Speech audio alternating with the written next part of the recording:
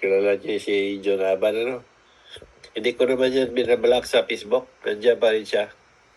Pinahayaan ko siya na nandyan para makita niya kung ano yung gagawa ko at ano ang meron sa bawat mensahe ng Diyos para masaksihan niya mismo.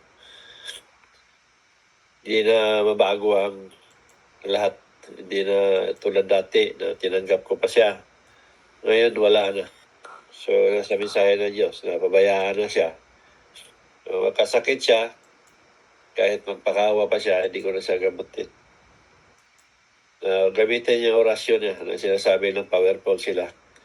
Sila yung nagsasabi na kaya nilang magawa ng apoy. Baka naman palang apoy ginawa nila. Itong gawain nila ngayon, parang apoy sa impyerno, naghihintay na sa kanila. Yun yung siguro yung apoy na ginagawa nila. Para ilang paghahanda pagdating sa kabilang buhay. Na may apoy na naghihintay sa kanila. Yun yung sinasabi. Walang kahit sino na pwedeng gumawa ng apoy. Alam ba niyo kung sino lang gagawa ng apoy? Alam ba niyo kung sino? Si Jesus. Ha? Papa Jesus, kuya. Papa Jesus. Jesus. Ang tao. Si Jose Rizal.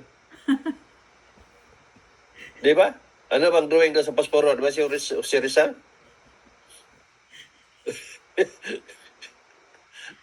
Okay tayo. Di ba, nakita mo sa pasporo? Sino ang sa pasporo? Di ba si Jose Rizal? Depende sa brand. Huli na yung brand. Sa unang-una pa, si Jose Rizal ang gagawa ng apoy kay siya na sa pasporo. So, yun. Magyabang sila.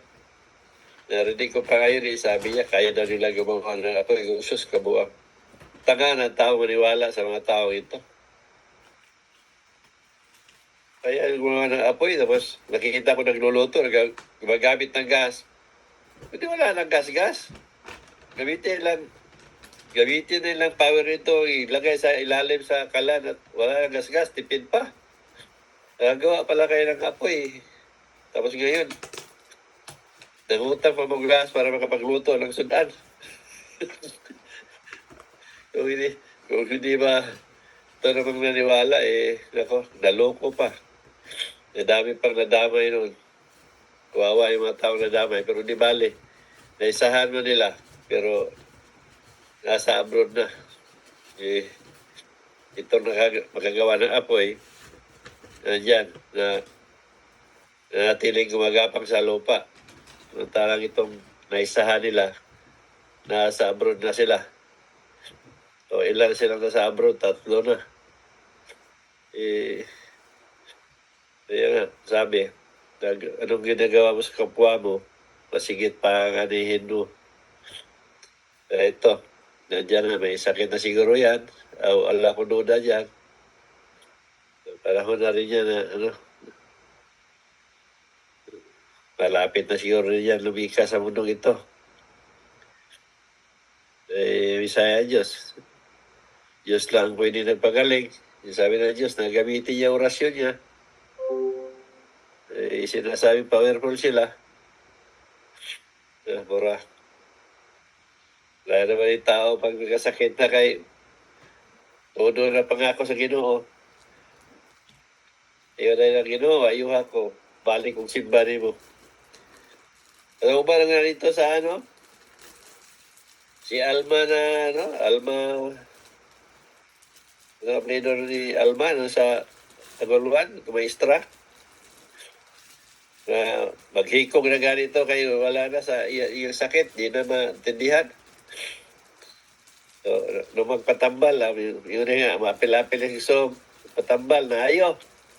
Isuon, hinunong ka na katikista. Buwan. Mura.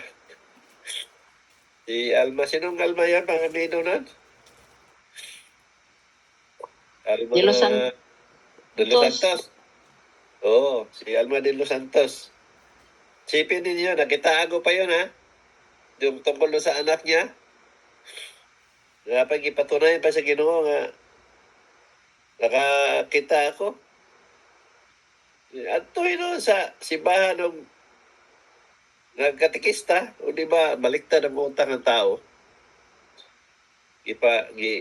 Kung kita sa Ginoo ang patunay para makapagbago at makapagsisi, nakitaan pa na yung ugali niya, kung ano ang tunay niya pagkatao, sipin niyo yun. Pero gano'n pa man, sila, bahala na sila doon. Labas na ako doon, di ba ako ng payo. Yung sabi ko na, ang Diyos hindi naman nagbigay ng sakit yan eh. Pag pangalagaan mo yung sarili mo, ay hindi ka basta-basta magkasakit. Hindi ibig sabihin na may Diyos ka kasi hindi ka nagkasakit. Ilagaan mo yung sarili mo eh. Yan na, kung tinuod nung tanay yung gingon, di, nagkasakit na unta ko. Paano ka magkasakit kung nag-iingat ka sa kain? Pero darating ang araw talaga, nahihina at hihina ka at magkasakit ka. Maraming paraan yan sa buhay ng tao. Kung anong dahilan. So, lumating yun, hingi na kayo ng pabor sa Ginoo. Gusto nyo maayo, ay wala, pabayaan na kayo. Ganun ang Diyos. Yun yung, ang Diyos ay magpabaya.